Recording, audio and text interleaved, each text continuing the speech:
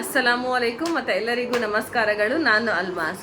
ನಾನು ಚೆನ್ನಾಗಿದ್ದೇನೆ, ನೀವೆಲ್ಲ ಚೆನ್ನಾಗಿದ್ದೀರಾ ಅಂತ ನಾನು ಭಾವಿಸ್ತೇನೆ. ಎಲ್ಲರಿಗೂ ಶುಭೋದಯ. ಇವತ್ತಿನ ವ್ಲಾಗ್ ಸ್ಟಾರ್ಟ್ ಮಾಡ್ತಾ ಇದ್ದೀನಿ. ಇವತ್ತು 26ನೇ ಉಪವಾಸ. 26ನೇ ಉಪವಾಸಕ್ಕೆ ಚಿಕ್ಕದಾಗಿ ಹಬ್ಬದ ಥರ ನಾವು ಆಚರಣೆಯನ್ನು ಮಾಡ್ತೇವೆ. ಅಂದರೆ ಮಕ್ಳಿಗೆ ಚೆನ್ನಾಗಿರೋ ಬಟ್ಟೆ, ಮನೆಯಲ್ಲಿ ಸ್ವಲ್ಪ ಸ್ಪೆಷಲ್ ಅಡುಗೆ, ಆ ಥರ ಎಲ್ಲ ಇವತ್ತು 26ನೇ ಉಪವಾಸಕ್ಕೆ ನಾನು ಮಾಡ್ತೇನೆ. ಆವಾಗಲೇ ಇವತ್ತು ಸ್ವಲ್ಪ ಲೇಟಾಗಿ ವ್ಲಾಗನ್ನು ಸ್ಟಾರ್ಟ್ ಮಾಡಿದ್ದೀನಿ. ಅಂದರೆ 2:30 ಗಂಟೆಗೆ ನಾನು ವ್ಲಾಗನ್ನು ಸ್ಟಾರ್ಟ್ ಮಾಡಿದ್ದೀನಿ. ಇನ್ನು ಇವ್ರಿಗೆ ಯಾರಿಗೂ ಸ್ನಾನ ಇಲ್ಲ. ಎಣ್ಣೆ ಎಲ್ಲರಿಗೂ ತಲೆ ತುಂಬ ಎಣ್ಣೆ ಹಚ್ಚಿಬಿಟ್ಟಿದ್ದೀನಿ. ಇಲ್ಲಿ ನೋಡಿ, ಯಾಕಂದರೆ ಸ್ನಾನ ಮಾಡಬೇಕು.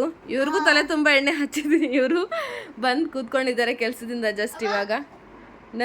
ನಾನು ಶಿವಾಜಿನಗರಲ್ಲಿ ತಗೊಂಡಿರೋ ಗಾಗಲ್ ನನಗೆ ತೆರ ಬಿದ್ದಾಜು. ನೋಡಿ, ಎಲ್ಲರಿಗೂ ಎಣ್ಣೆ ಫುಲ್ ಹಚ್ಚಿದ್ದೀನಿ. ಎಲ್ಲರಿಗೂ ಇನ್ನು ಮಕ್ಳಿಗೆ ಸ್ನಾನ ಮಾಡಿಸ್ಬೇಕು, ಮತ್ತು ಮನೆ ಕೆಲಸ ಬೇರೆ ಇದೆ, ನೆಲ ಅದೆಲ್ಲ ಒರೆಸ್ಬೇಕು. ಚುಡಾನ ಇದ ಕ್ಯಾ ಕರ್ ರही है अस्मा?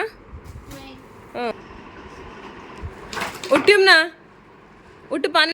ಇವತ್ತು ಸ್ವಲ್ಪ ಮನೆ ಕ್ಲೀನ್ ನೋಡಿ, ಎಲ್ಲ ಇವರೇ ಮಾಡ್ತಾ ಇದ್ದಾರೆ ಕೆಲಸ ಅನ್ಬೇಕು. ದಿಖಾಯುವಿ ಕೆತ್ತೆ ನೋಡಿ, ಇದು ಮೆಡಲ್ ಎಷ್ಟು 3 ಮೆಡಲ್ ಇದೆ. ದೂರ ಜಾಗ ದಿಖಾ. ಯಾವುದು ನಿಮ್ಮ ಅಕ್ಕಂದು? ನಿಂದು ಯಾವುದು? 2 ನಿಂದ? ಹಾಂ ಸರಿ. ಮತ್ತೆ ಏನೇನು ಪ್ರೈಸ್ ತಗೊಂಡಿದ್ದೀರಾ? ಇನ್ನ ತಗೊಂಡು ಬಂದು ತೋರಿಸಿ, ಏನೇನು ಪ್ರೈಸ್ ತಗೊಂಡಿದ್ದೀರಾ ಬೇಗ. ಹಾಂ ನೋಡಿ, ಕ್ಯಾ ಎಲ್ಲಿ ತೋರ್ಸೋದು? ಹಾಂ, ಇವಳಿಗಿದು ಬಂದಿರೋದು ಪ್ರೈಸ್ ಸೆಕೆಂಡ್ ಪ್ರೈಸಾ? ಹಾಂ, ಸೆಕೆಂಡ್ ಪ್ರೈಸ್. ಈ ಬಾಕ್ಸ್ ಕೂಡ ಕೊಟ್ಟಿದ್ದಾರಂತೆ, ಅಜ್ಜಿ ಮನೇಲಿದೆ ಅಂತೆ ಬಾಕ್ಸ್. ಇದು ದೊಡ್ಡವಳಿಗೆ ಬಂದಿರೋ ಬಾಕ್ಸ್. ಮತ್ತು ಇದು ಇವಳ ಪ್ರೈಸ್. ಇವಳಿಗೆ 4th ಮತ್ತು 5th ಬಂದಿರುವಂತಹ ಪ್ರೈಸ್. ಇದು ಸೆಕೆಂಡ್ ಪ್ರೈಸೇ. ಮತ್ತು ಬಾಕ್ಸ್ ಇಬ್ರಿಗೂ. जो उठाक रखो, जो उठाक रखो. ಖುಷಿ ಆಗ್ಬಿಡ್ತಾ ಇದ್ದಾರೆ, ನನಗೆ ಪ್ರೈಸ್ ಬಂತು ಅಂತ. ಅಂದರೆ ಚೆನ್ನಾಗಿ ಓದ್ತಾರೆ, ಹಾಗೆಲ್ಲ ಇಲ್ಲ, ಚೆನ್ನಾಗಿ ಓದ್ತಾರೆ, ಅದೇ ಒಂದು ಖುಷಿ. ಓದ್ತಾರೆ ನನ್ನ ಮಕ್ಕಳು ಅಂತ ಹೇಳಿ. ಪಾತ್ರೆನ ತೊಳೆದು ಇಡ್ತಾ ಇದ್ದೀನಿ. ಪಾತ್ರೆ ಒಂದು ಕ್ಲೀನ್ ಆದರೆ ಮನೆ ಕೆಲಸ ಅರ್ಧ ಕ್ಲೀನ್ ಆಗೋ ಹಾಗೆ. ಪಾತ್ರೆ ಮತ್ತು ನಾನು ಯಾವಾಗ ಪಾತ್ರೆನ ತೊಳಿತೀನೋ ಅವಾಗೆಲ್ಲ ವಾಶ್ ಬೇಸನ್ ಕ್ಲೀನಾಗಿ ತೊಳ್ಕೊಂಡು ಬಿಡ್ತೀನಿ ಸೋಪ್ ಹಾಕಿ. ಯಾಕಂದರೆ ವಾಶ್ ಬೇಸನ್ ಕ್ಲೀನ್ ಇದ್ದರೆ ಮಾತ್ರ ಅಲ್ಲಿ ಕೆಲಸ ಮಾಡೋಕ್ಕೆ ಇಷ್ಟ ಆಗೋದು. ಸ್ವಲ್ಪ ಏನಾದರೂ ಗಲೀಜು ಆಯಿತು ಅಂದ್ರೂ ಒಂಥರ ಏನೋ ಸ್ಮೆಲ್ ಬಂದುಬಿಡುತ್ತೆ ವಾಶ್ ಬೇಸನ್ ಅಷ್ಟು. ಸೊ ಡೈಲಿ 2-3 ಟೈಮ್ಸ್ ಕ್ಲೀನ್ ಮಾಡ್ಕೊಳ್ತಾ ಇರಬೇಕು. ಎಲ್ಲ ಫುಲ್ ಕ್ಲೀನ್ ಮಾಡಿಬಿಟ್ಟು ಬಟ್ಟೆಯಲ್ಲೂ ಕೂಡ ಕ್ಲೀನಾಗಿ ಒರೆಸಿ ಬಂದುಬಿಡ್ತೀನಿ. ನೋಡಿ, ಈ ಥರ ಎಲ್ಲ ಕ್ಲೀನಾಗಿ ಒರೆಸ್ಬಿಡ್ತೀನಿ. ಆವಾಗ ಒಣಗಿಬಿಡುತ್ತಲ್ವಾ, ಸೊ ಒಂಥರ ಮೆಸಿ ಥರ ಕಾಣಿಸೋಲ್ಲ ಕಿಚನ್. ಕಸ ಎಲ್ಲ ಗುಡಿಸ್ಕೊಟ್ಬಿಡ್ತೀನಿ. ನನ್ನ ಮಗಳನ್ನೆಲ್ಲ ಒರೆಸ್ತೀನಿ ಅಮ್ಮ, ಜಾಸ್ತಿ ಏನು ಗಲೀಜಿಲ್ಲ ಇವತ್ತು, ಸೊ ಅದಕ್ಕೆ ನೆಲ ಒರೆಸ್ತೀನಿ ಅಮ್ಮ ಅಂತ ಇದ್ದಾಳೆ. ಸೊ ಬೇಗ ಕಸ ಗುಡಿಸ್ತೀನಿ.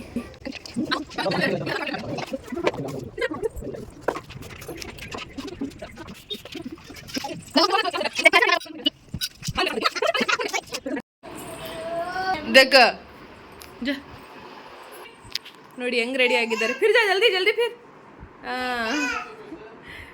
ರೆಡಿ ಆಗಿರೋದು ಇವರಿಬ್ರು. ಇವತ್ತು 26ನೇ ಉಪವಾಸ ಅಲ್ವಾ, ಸೊ ಇವತ್ತು ಏನು ಜಾಗರಣೆ ಕೂಡ. ಇವಳ ಡ್ರೆಸ್ ನೋಡಿ, ಕೈಮಿ ಇವಳ ಡ್ರೆಸ್ ಕಡ್ಮ ಬರಬರ್ರಿ ಇವಳ ಡ್ರೆಸ್ ಅದಕ್ಕೆ ಮಾರ್ಚು ಅದೇನಾಗುತ್ತೋ ಜರ್ರಿ. ಇವಳ ಡ್ರೆಸ್ ಹಾಕ್ಕೊಂಡಿದ್ದಾಳೆ, ಅದೇ ಸೆಟ್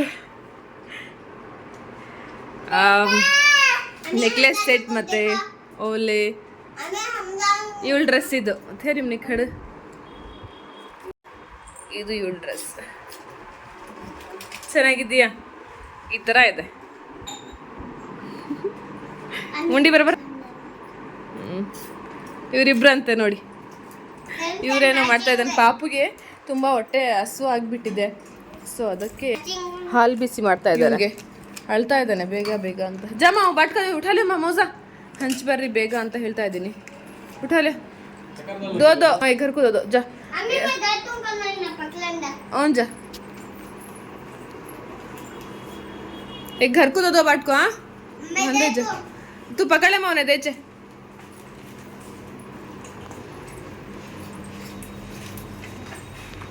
दे इनको दे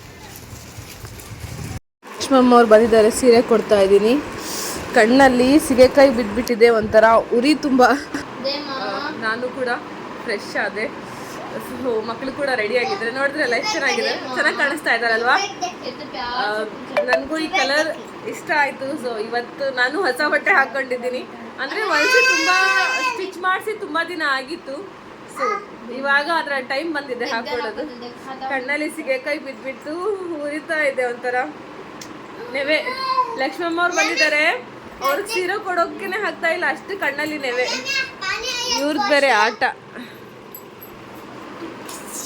ಸೊ ಇನ್ನ ಅಡುಗೆ ಮಾಡಿಲ್ಲ ಚಿಕನನ್ನ ತಗೊಂಡು ಬಂದಿದ್ದಾರೆ ಚಿಕನ್ ಮಾಡಬೇಕು ಚಿಕನ್ ಸಾರು ಮತ್ತೆ ಕುಷ್ಕ ಮತ್ತೆ ಕುರ್ಮಾ ಮಾಡ್ತಿದ್ವಿ ಯಾಕಂದ್ರೆ ಬಿರಿಯಾನಿನ 4 ಡೇಸ್ ಇದೆ ಹಬ್ಬ ಅಷ್ಟೇ ಸೊ 3-4 ಡೇಸ್ಗೆ ಮತ್ತೆ ಬಿರಿಯಾನಿ ಮಾಡಬೇಕು ಇವಾಗ ಮತ್ತೆ ಮಾಡಿ ಯಾವಾಗ ಆಗೋಲ್ಲ ಅದಕ್ಕೆ ಚಿಕನ್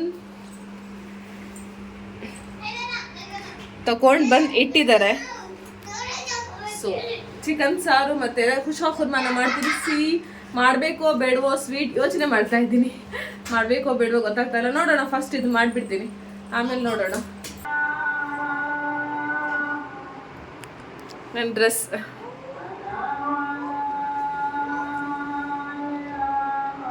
ಉಪವಾಸ ಬಿಟ್ಟೆ ಅವಾಗಲೇ ನೋಡಿ 7 ಗಂಟೆಗೆ 15 ನಿಮಿಷ ಇದೆ ಇವ್ರು ಆಟ ಆಡ್ತಾ ಇದ್ದಾರೆ ಹಾಂ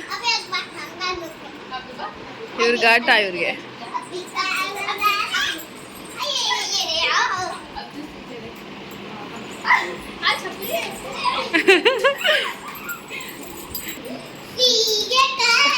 ಮನೆಗೆ ಹೋಗ್ತಾ ಇದ್ದಾರೆ ಪಾಪುಗೆ ಬಿಟ್ಟು ಬರೋಕ್ಕೆ ಇವಳು ಕೂಡ ಡ್ರೆಸ್ ಎಲ್ಲ ಹಾಕೊಂಡು ರೆಡಿ ಆಗಿದ್ದಾರಲ್ಲ ಸೊ ತೋರಿಸ್ ಬರ್ಬೇಕಲ್ವಾ ಅದಕ್ಕೆ ಹ್ಞೂ ತುಜ್ಜೇಬಿ ಅವಾಗಲೇ ಏನು ನಾನು ಜ್ಯುವೆಲರಿ ಹಾಕಿದ್ದೆ ತೆಗ್ದಾಕ್ಬಿಟ್ಲು ಸಾಕಾಗೋಯ್ತು ಅವಳಿಗೆ ಅಷ್ಟೆ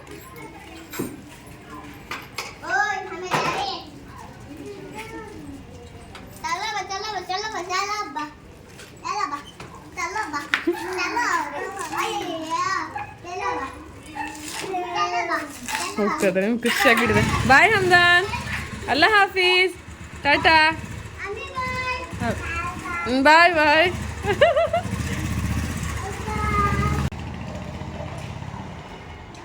1 kg 100 ಗ್ರಾಮ್ ಇದೆ ಚಿಕನ್ 1 kg 100 ಗ್ರಾಮ್ ಚಿಕನ್ಗೆ ನಾನು ಇಷ್ಟು ಕೊತ್ತಂಬರಿ ಸೊಪ್ಪು 3 ಈರುಳ್ಳಿ ಇಷ್ಟು ಬೆಳ್ಳುಳ್ಳಿ ಮತ್ತು ಇಷ್ಟು ಶುಂಠಿಯನ್ನು ತಗೊಳ್ತಾ ಇದ್ದೀನಿ ನಾನು ಕಾಯಿ ತುಂಬ ಕಮ್ಮಿ ತಗೊಳ್ತೇನೆ ಕಾಯಿ ತುಂಬಾ ಕಮ್ಮಿ ಹಾಕ್ತೀನಿ ಇಷ್ಟು ಕಾಯಿ 3 ಟೊಮ್ಯಾಟೊ ಹಣ್ಣು ಸೊ ಇದನ್ನು ಇದೇ ಬೇರೆ ರುಬ್ಕೊಳ್ಳೋದು ಇದೇ ಬೇರೆ ರುಬ್ಕೊಳ್ತೀನಿ ಫಸ್ಟ್ ಈ ಮಸಾಲೆಗೆ ನಾನು ಒಂದು ಈ ಥರ 2 ಟೀ ಸ್ಪೂನ್ ಅಂದರೆ ಫುಲ್ ಇಲ್ಲ ಈ ಥರ ಮೆಣಸಿನ್ಕಾಯಿ ಪುಡಿ ಮತ್ತು ಒಂದು 1/2 ಟೀ ಸ್ಪೂನ್ ಚಕ್ಕೆ ಲವಂಗ 1/2 ಟೀ ಸ್ಪೂನ್ ಅರಿಶಿನ ಮತ್ತು ಒಂದು ಫುಲ್ ಟೀ ಸ್ಪೂನ್ ಧನಿಯಾ ಪೌಡರ್ ಸೊ ಇದನ್ನು ನಾನು ಮಿಕ್ಸ್ ಮಾಡ್ಕೊಂಡು ಬಿಡ್ತಾ ಇದ್ದೀನಿ ಈ ಥರ ಫಸ್ಟ್ ಮಿಕ್ಸ್ ಮಾಡಿ ಇಟ್ಕೊಳ್ತೀನಿ ಮಿಕ್ಸ್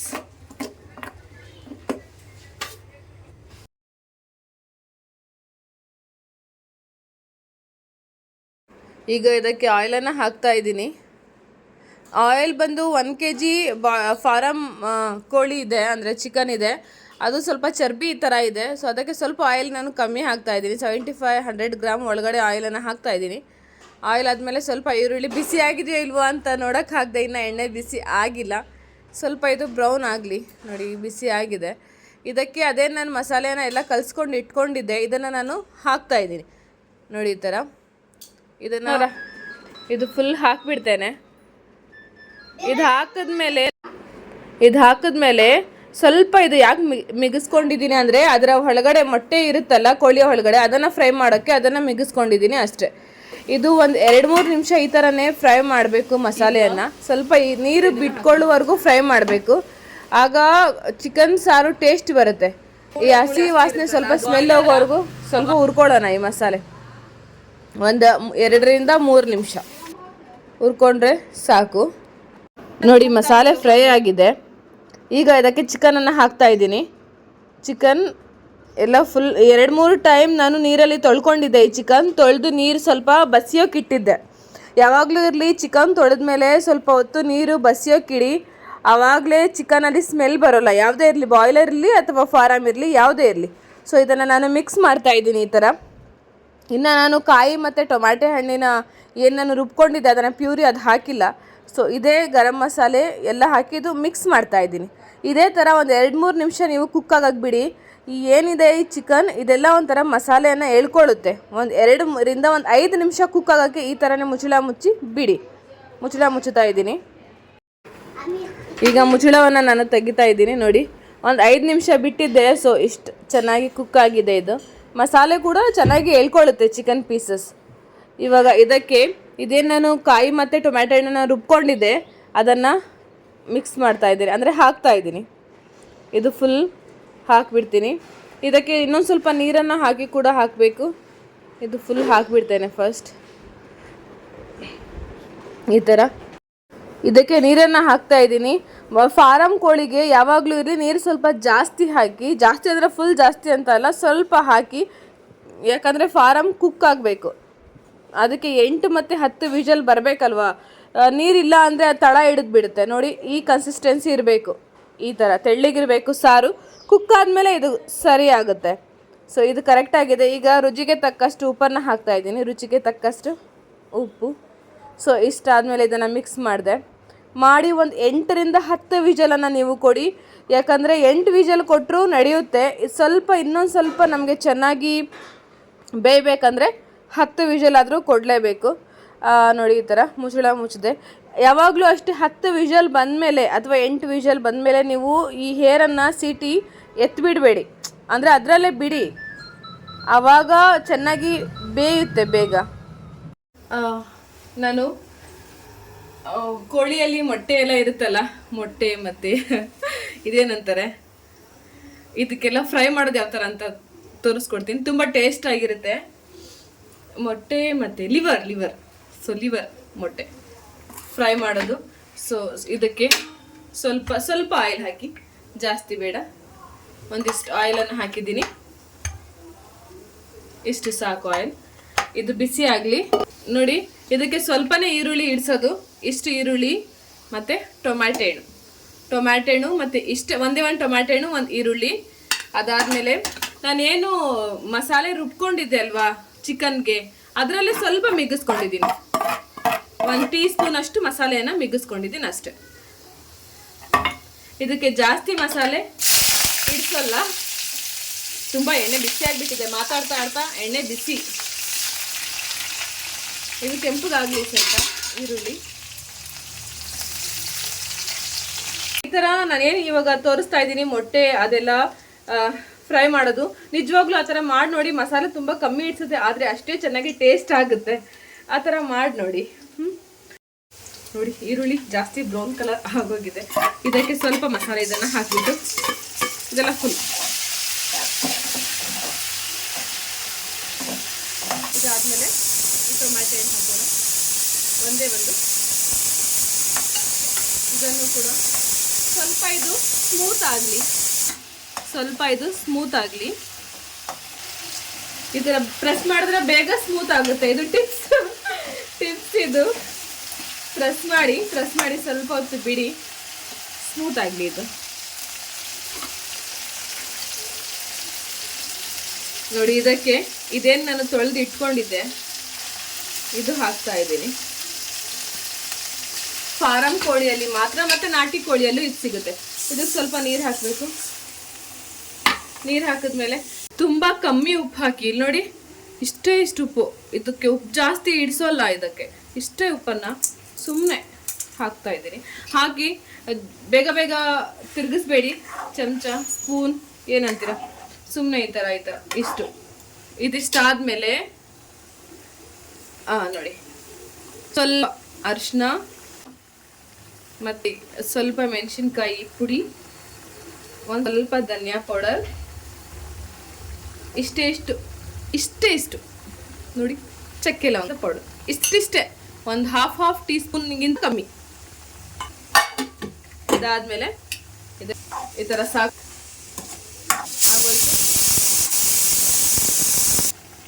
ಈ ಥರ ಲೈಟಾಗಿ ಮಿಕ್ಸ್ ಮಾಡಿದ್ಮೇಲೆ ಸುಮ್ಮನೆ ಈ ಥರ ಹೂ ಮುಟ್ಟೋ ಹಾಗೆ. ಇದಾದ್ಮೇಲೆ ಮುಚ್ಚಳವನ್ನು ಮುಚ್ಚಿ ನಾನು ಸ್ವಲ್ಪ ಕಮ್ಮಿ ಗ್ಯಾಸ್ ಫ್ಲೇಮನ್ನು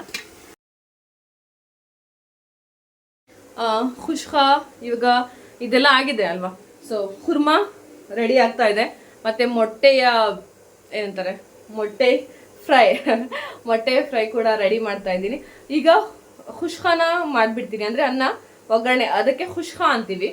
ಇವಾಗ ಅದೆಲ್ಲ ತೋರ್ಸೋಕ್ಕೆ ಟೈಮ್ ಇಲ್ಲ, ಯಾಕಂದರೆ ಇದೇ ಲಾಂಗ್ ಆಗಿಬಿಡುತ್ತೆ ವಿಡಿಯೋ. ಅದರಲ್ಲಿ ಖುಷ್ಕಾ ಬೇರೆ ಯಾವಾಗಾದ್ರೂ ಸಪ್ರೇಟಾಗಿ ನಾನು ಬೇಳೆ ಸಾರು ಜೊತೆ ಖುಷ್ಕಾ ತುಂಬ ಚೆನ್ನಾಗಿರುತ್ತೆ. ಚಿಕನ್ ಜೊತೆನೇ ಅಂತ ಅಲ್ಲ, ಬೇಳೆ ಸಾರು ಜೊತೆ ಕೂಡ ಖುಷ್ಕಾ ತುಂಬ ಚೆನ್ನಾಗಿರುತ್ತೆ.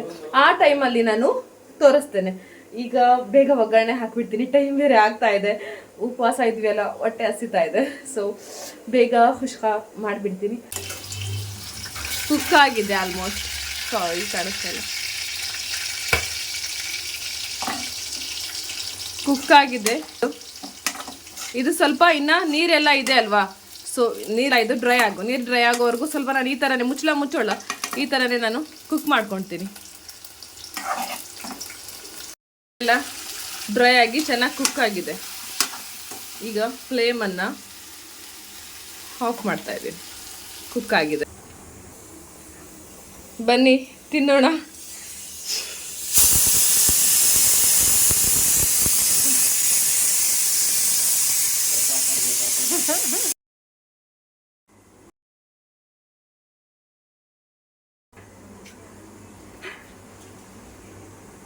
ಚೆನ್ನಾಗಿದೆಯಂತೆ, ಖುಷಿ ಆಯಿತು. ನಾವು ಮಾಡಿರೋ ಅಡುಗೆ ಗಂಡಸರಿಗೆ ಇಷ್ಟ ಆದರೆ ಅದು ಮನಸ್ಸಿಗೇನೋ ಒಂಥರ ಖುಷಿ ತೃಪ್ತಿ ಆಗುತ್ತೆ ಅಲ್ವಾ. ಇಷ್ಟ ಆದರೆ ಸಾಕು ನಾವು ಮಾಡಿರೋ ಅಡುಗೆ. ಬರೋವರೆಗೂ ತಳ ಹಿಡಿದ್ಬಿಟ್ಟಿದೆ, ಅದಕ್ಕೆ ಸ್ವಲ್ಪ ನೀರು ಹಾಕಿದ್ದೀನಿ. ನೋಡಿ ಕುಕ್ ಆಗಿದೆ, ಫ್ಲೇಮ್ ಕಮ್ಮಿ. ಒಳಗಡೆ ಅಡುಗೆ ಮಾಡೋವರೆಗೂ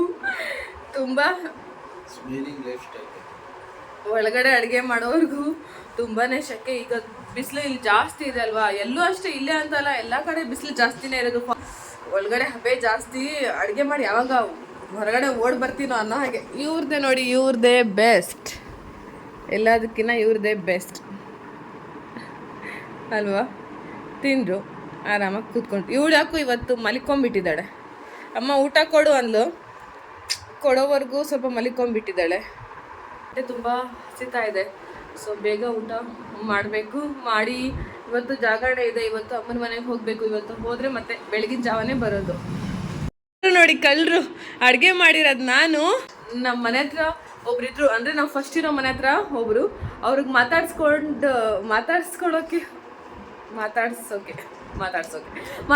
ಹೋಗಿದ್ರೆ ಬರೋವರೆಗೂ ಕಳ್ಳರು ನನಗೆ ಬಿಟ್ಟು ಊಟ ಮಾಡ್ತಾ ಇದ್ದಾರೆ. ನಾನು ಇವ್ರಿಗೆ ಬಿಟ್ಟು ಊಟನೇ ಮಾಡೋಲ್ಲ.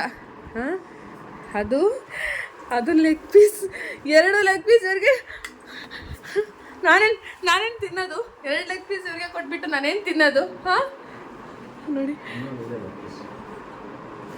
ಇನ್ನೊಂದಿದೆ ಅಂತ ಲೆಗ್ ಪೀಸ್. ಒಂದು ಕೋಳಿಗೆ 3 ಕಾಲು ಬರೋದು, ಇವ್ರಿಗೆ 2 ಕಾಲು, ನನಗೆ 1 ಕಾಲು.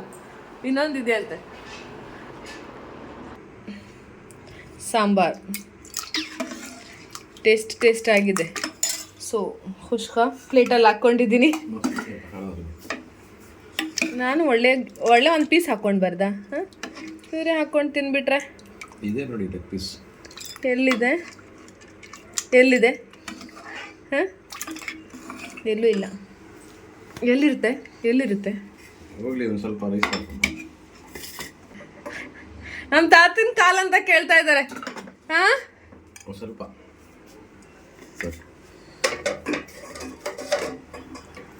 ತಾತನ ಕಾಲ್. ಇವ್ರು ಏನು ತಿನ್ನೋದು? ಅಮ್ಮನ ಮನೆಗೆ ನಮಾಜಿಗೆ ಬಂದಿದ್ದೀನಿ. ನಾನು ಬರೋವರೆಗೂ ಅವಾಗಲೇ ನಮಾಜಿಗೆ ನಿಂತಿದ್ದಾರೆ. ಅವ್ರದ್ದಾದ್ಮೇಲೆ ನಾನು ಜಾಯಿನ್ ಆಗ್ತೀನಿ. ಅವ್ರದ್ದು ಸ್ವಲ್ಪ ನಮಾಜ್ ಆದಮೇಲೆ. ಸೊ ಅವ್ರು ನಮಾಜ್ ಮಾಡುವಾಗ ಸ್ವಲ್ಪ ವಿಡಿಯೋ ಕ್ಲಿಪ್ಪನ್ನು ಮಾಡ್ತೀನಿ. ಅದು ಕಂಪ್ಲೀಟ್ ಆದಮೇಲೆ ನೆಕ್ಸ್ಟ್ ನಾನು ಅವ್ರ ಜೊತೆ ಜಾಯಿನ್ ಆಗ್ತೇನೆ. ಸೊ ತೋರಿಸ್ತೀನಿ.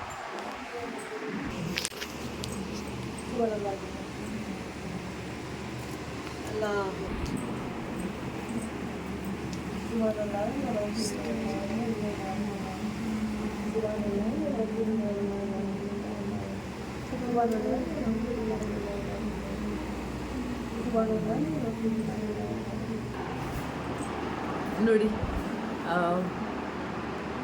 ಎಷ್ಟು ಜನ ಬಂದಿದ್ದಾರೆ ಅಂತ.